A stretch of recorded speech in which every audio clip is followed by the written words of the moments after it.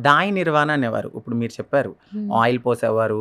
Definitely ఆ టైంలో surgeries అనేవి ఏమీ లేవు. ఇక మారాలి అంటే ఆ పార్ట్‌ని డెఫినెట్‌లీ అక్కడ ఉన్న టైంలోనే కట్ చేస్తారు. కట్ చేయగానే ఇక్కడ గొయ్యి తీస్తారు.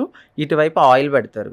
పర్సన్ బ్రతికితే ఆయిల్ పోస్తూ అదే ఇంకా ఆయింట్‌మెంట్ కింద. దాన్ని మార్చి, మార్చి, మార్చి సో, అలా ఉంటారు. లేదంటే ఇమ్మీడియేట్‌లీ ఆళ్ళేమైనా బెదిరిపోయినా, లేకపోతే భయపడినా సో, అక్కడ చనిపోతే అక్కడే పూడ్చేసి వచ్చేస్తారు. ఆ! ఆ కాలంలో. ఓకే. తర్వాత కొద్ది కొద్దిగా సర్జరీస్‌లో కొంచెం చేంజెస్ వచ్చినియి. నార్మల్ సర్జరీ అని, సిగ్మాయిడ్ అని, పెరిటోరియం అని, ఎస్ఆర్ఎస్ అని ఇందులో లాట్ ఆఫ్ సర్జరీస్ వచ్చినియి హ్మ్. ఇప్పుడున్న టెక్నాలజీకి. హ్మ్. ఆ టైంలో చాలామంది రిస్క్ బేర్ చేసి మరి చాలామంది అనేస్తారు ఈజీగా కొజ్జా, చెక్క అని.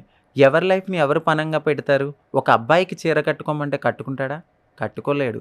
మాలాంటి ఫీలింగ్స్ ఉన్నవాళ్ళు తప్ప సో, మాకంటూ ఒక ఫ్యూచర్ ఉండదు. మాది జీరో అని తెలిసినా గూడా మేము ఈ లైఫ్‌కే ఇష్టపడుతున్నామంటే మాకు ఈ లైఫ్ అంటే ఇష్టం.